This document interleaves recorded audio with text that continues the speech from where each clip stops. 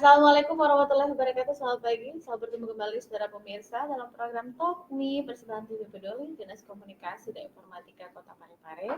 Kali ini menemani Anda saya Ika Merdeka Sari. Hari ini kita membahas tema yang sangat menarik sekali, apalagi yang hadir di samping saya saat ini adalah kaum milenial ya, penerus bangsa di masa depan.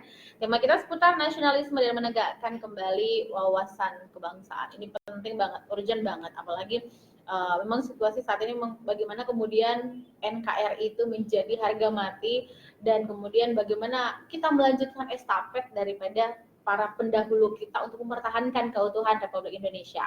Nah, sudah hadir di studio saat ini dua narasumber yang luar biasa, perwakilan dari anak-anak muda milenial. Dari yang pertama ada dari Universitas Muhammadiyah Parepare, ada Ardi. Apa kabar Ardi? Sehat ya? Alhamdulillah. Oke, dari BEM ya? Yeah. Oke, Menteri sekarang? Sudah ada panggilan, oh jadi presiden dia, oh keren ya, selamat. Oke, kemudian presiden mahasiswa berarti ya. Oke, kemudian dari Institut Agama Islam Negeri Parepare ada Siti Maimunah binti Aziz. Selamat pagi, assalamualaikum. Selamat bertemu kembali. Iya, cantik sekali dia ya. Oke, baik, saya juga menantikan Anda saudara.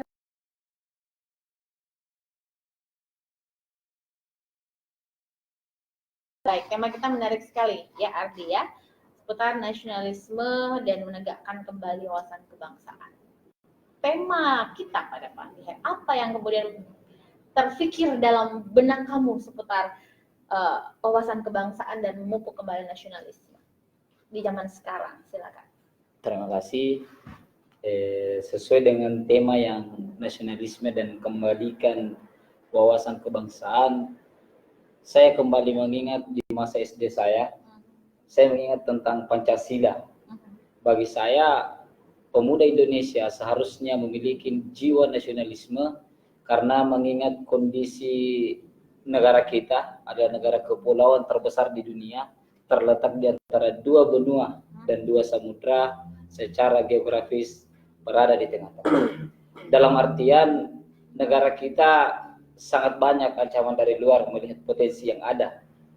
Jadi bagi kami nilai nasionalisme harus dimiliki oleh pemuda, terutama pelanjut yang akan memimpin negara ini. Mungkin itu dulu. Untuk sementara ya. Oke, baik. Kalau dari panggilannya apa sih? Maimun, Mumun gitu ya. Oke, Mumun, kalau Mumun sendiri dari sudut pandang Mumun menyikapi tema kita dan sesuai dengan kondisi saat ini seperti apa?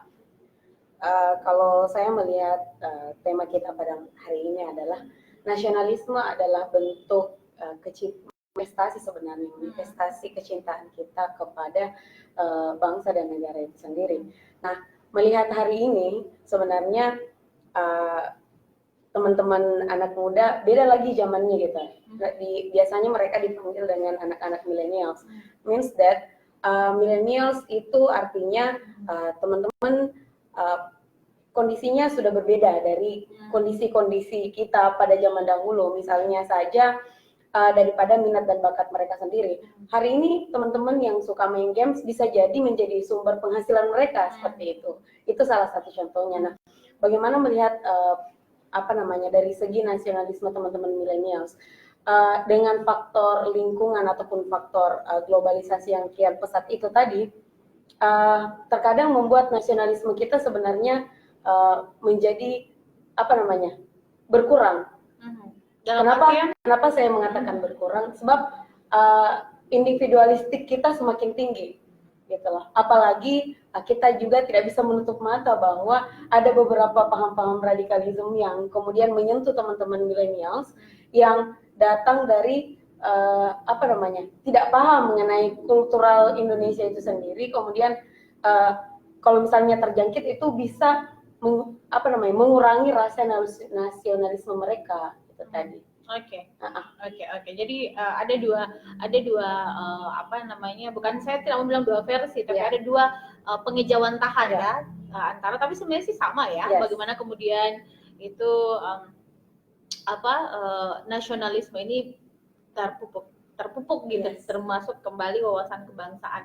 Saya tertarik dengan statementnya Maimun bahwa memang sekarang individualisme kita menjadi semakin condong Yes. dibandingkan rasa memiliki seperti dengan para pendahulu kita bahwa kemerdekaan itu adalah di atas dari segala-galanya gitu. Tapi menurut kamu, apakah kita sekarang it's really independence gitu? Kita benar-benar merdeka gitu menurut Andi sendiri sebagai seorang mahasiswa? Kalau pertanyaannya seperti itu, apakah kita secara independen itu merdeka?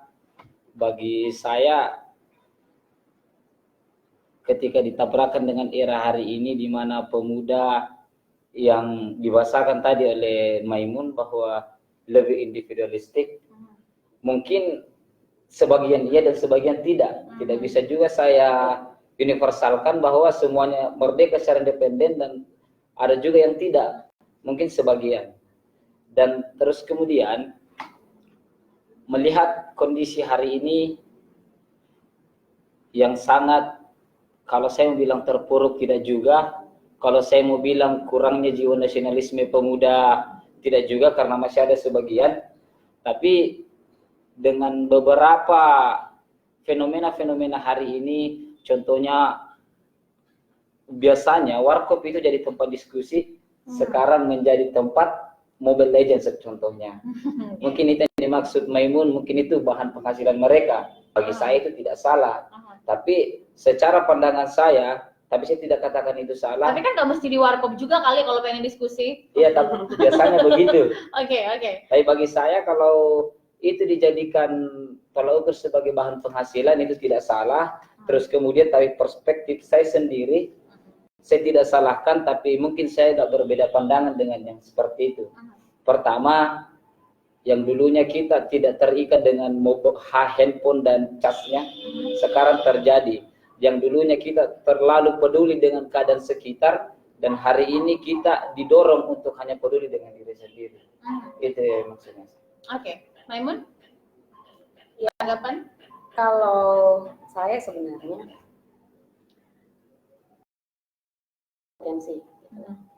hari ini juga kita melihat bahwa saya bukan mengatakan kurang dan kemudian ada pesimisme dalam hal tersebut. Saya tidak melihat dari situ. Tapi saya melihat teman-teman milenial sebenarnya punya peluang untuk memahami lebih banyak tentang nasionalisme.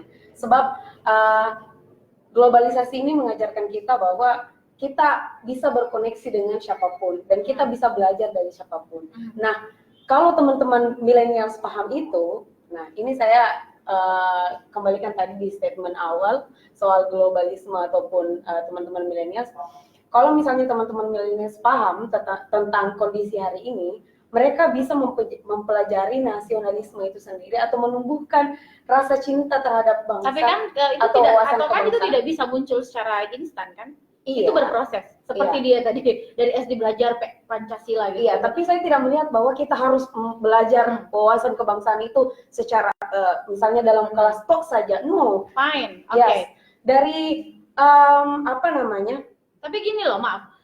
Saya yakin bahwa Maimunah duduk saat ini itu ada metamorfosis. Yes. Tidak mungkin serta-merta duduk di sini kemudian bisa mengejawantakan nasionalisme itu tidak hanya seperti itu. Pasti ada proses dong.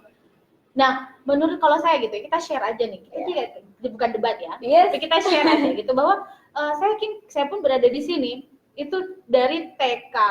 Dulu saya belajar PMP, kemudian bermetamorfosis menjadi PPKN, kemudian menjadi PKN, kemudian kurikulum yang kemudian berubah-ubah. Dan sekarang pendidikan karakter building. Saya rasa dulu guru SD saya, guru TK saya sudah belajar karakter building dong, sebelum ada K13. Coba deh kita kembali ke belakang gitu, bukan berarti kita mundur ya, tapi kita menjadikan sosok-sosok, atau mungkin gini teman-teman sekalian, apakah menurut kalian sebagai perwakilan anak muda ya, kalian miskin figur? Kalau saya enggak ya, banyak figur sebenarnya yang bisa kita contoh. Oke. Tapi begini tadi dari statement kakak ya, apa namanya? Setiap orang punya proses yang berbeda dan saya melihat teman-teman milenial pun harus memiliki proses yang berbeda karena tidak bisa disamakan. Pasti. Mereka tidak bisa disamakan dengan proses kita terdahulu seperti itu. Mereka mesti didekati atau kita melakukan pendekatan terhadap teman-teman milenial itu sudah atau punya strategi itu harus beda lagi. Nah, strateginya seperti apa? Nah, kalau saya sendiri strateginya untuk daripada teman-teman milenial, kita bisa mendekati mereka dengan teknologi misalnya. Dengan for example ya, saya sempat diskusi dengan salah satu ini juga senior saya. Contohnya saya tadi mengangkat soal Mobile Legends. Kita jangan berpikir Mobile Legends itu sesuatu yang apa ya? Oke lah, ada beberapa teman-teman milenials yang membuatnya jadi kecanduan dan seterusnya. Tapi kalau kita melihat Mobile Legends ini misalnya bisa memupuk silaturahmi, kemudian nantinya bisa jadi pada saat saling ketemu, who knows, kita bisa berdiskusi bersama. Apa sudah ada penelitian bahwa memang kalau misalnya kita melihat Kak bilang adakah penelitian atau dan seterusnya, saya tidak bisa hari ini mengatakan bahwa tidak ada. Kok yakin sekali kemudian? Ya, saya yakin. Gitu, sebab teman-teman milenial sebenarnya kita selalu bilang milenials itu kayak apa namanya? Pokoknya generasi penghancur misalnya, mereka tidak produktif, mereka cuman bergelut dengan kurang nasionalisme. Oh, itu statement itulah mungkin yang saya tidak sepakat. Iya. Kalau saya pun tidak sepakat. Itu yang saya dengar dari luar ya, Mbak. Tapi saya melihat mereka punya potensi begitu. Cuman pendekatan saja, pendekatan kita terhadap teman-teman milenial, bagaimana kita mendekati mereka tidak dengan momok yang menakutkan. Menakutkan contohnya ya, terlalu formal misalnya, mereka tidak suka yang begitu-begituan kalau saya melihat. Teman-teman milenial itu enggak suka. Atau memang kita sekarang tidak mau diatur?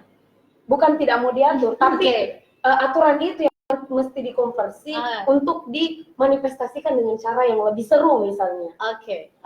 Tanggapi Bapak Presiden. Pertama, saya sepakat dengan Memun yang dimana kita mungkin bahasa sederhananya kita dekati dulu, lalu kita ajak masuk ke dunianya kita. Tapi saya mungkin bentahannya adalah ini bukan debat ya. Bentahannya tapi saya senang loh kalau tema kayak gini, saya senang. Tapi bentahannya adalah saya percaya pada statement bahwa bisa karena biasa. Coba bayangkan ketika teman-teman terbiasa dengan handphonenya. Apakah dengan membalikkan telapak tangan itu bisa berubah dengan drastis? Bagi kami dari Universitas Muhammadiyah Parepare, kami mendidik teman-teman itu memang kami paksakan. Karena bagi kami sesuatu yang dilembuti saja ketika susah maka paksakan adalah solusi. Kedua, kalaupun hari ini generasi milenial dikatakan generasi penghancur, mungkin begitu bahasanya Ibu Ketua. Bagi saya, sekalipun ini adalah era milenial di mana kita berbor dengan gadget, mungkin cara penggunaannya yang salah. Seharusnya kita gunakan untuk browsing, tapi kita gunakan untuk main game. Bagi saya, game itu adalah hal yang terbiasa dilakukan oleh anak muda, sehingga lingkungan sekitarnya mengikut. Lingkungan sekitar mengikut karena melihat apa? Karena melihat di sekitarnya juga melakukan itu. Mungkin kita bisa pakai statement inilah, seorang berteman dengan penjual parfum akan merasakan baunya. Mungkin begitulah. Oke. Jadi kalau saya sih mengambil intisari dari statement dua adik-adik kita yang luar biasa ini, bahwa sebenarnya saya sangat sepakat dengan dikatakan Maimun bahwa memang sekarang ada pendekatan secara persuasif ya. Ada pendekatan pendampingan secara persuasif. Kemudian dia nggak bisa juga kalau nggak dipaksa. Saya paham sekali, seperti siswa saya, kalau nggak dipaksa menghafal, semakin susah dihafal, semakin susah dilupa. Sebenarnya logikanya, tapi kan sekarang kita sedang membangun sistem ya. Dulu saja istilah cekklog, aduh ada cekklog lagi, harus cekklog lagi, sampai muncul males gitu. Tapi sekarang kita sudah merasa terpanggil untuk harus cekklog karena sedang sistem itu yang sedang dibangun ya. Oke, nanti kita jeda dulu adik-adik yang luar biasa. Saya masih akan segera kembali saudara selepas yang berikut ini.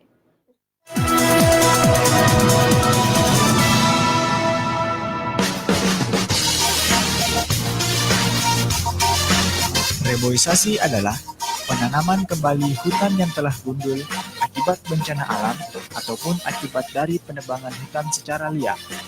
Tujuan reboisasi yaitu untuk meningkatkan kualitas hidup makhluk hidup, baik manusia maupun hewan. Reboisasi dapat membantu mengurangi polusi, terutama polusi udara akibat asap kendaraan baik roda 2 maupun roda 4. Manfaat reboisasi lainnya adalah untuk meningkatkan sumber daya alam, menurunkan efek pemanasan global, mencegah bencana alam seperti longsor dan banjir, serta mengembalikan fungsi hutan. Marilah bersama-sama kita jaga alam ini dari kehancuran, karena satu dunia, satu kehidupan, dan satu kesempatan untuk menjaganya. Pesan ini dipersembahkan oleh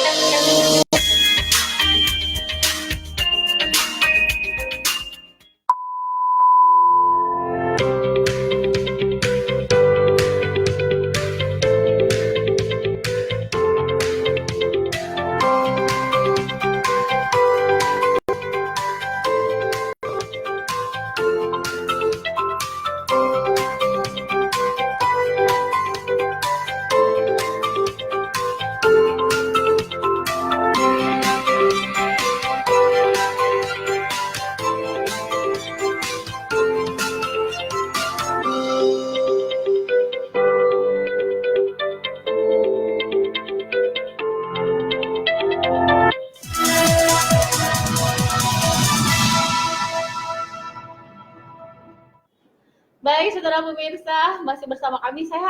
Pembicaraan kita hangat sekali ya. Apalagi saya selalu excited ketika mengundang anak-anak muda yang tentunya punya pemikiran yang revolusioner, banyak inovasi-inovasi yang kemudian lahir dari tangan-tangan anak muda. Karena benar aja gitu, kalau para pemuda zaman dulu, Pak Karno, Bung Karno ya, mengatakan bahwa kumpulkan saya pemuda, saya akan mencabut Krakatau dari akar-akarnya. Kalau sekarang kumpulkan pemuda aja di boy band. Ya kan gitu ya, gitu. Jadi gimana dong? Kemudian bagaimana sih kita, ini kan situasi kita sangat kompleks gitu. Memang kita diserang dari berbagai arah, bahkan kita mohon maaf gitu, kalau Bung Karno dulu bilang kita perjuangan saya sih gampang karena melawan bangsa lain. Kamu susah karena melawan bangsa sendiri, teman sendiri gitu. Akhirnya kita jeruk makan jeruk jadinya ya, kayak iklan di TV itu. Oke, tapi kemudian nih kita tidak mau mencondongkan masalah-masalah yang kemudian timbul.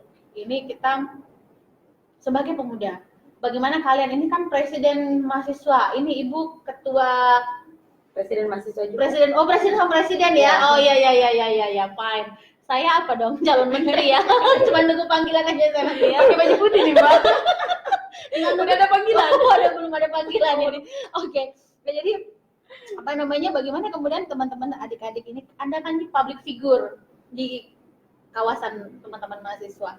Bagaimana kemudian teman-teman kalian ini mungkin menyisipkan program kerjanya, mungkin ya, itu ada yang kental dengan syarat dengan makna nasionalisme dan wawasan kebangsaan. Pak Ardi. Terima kasih.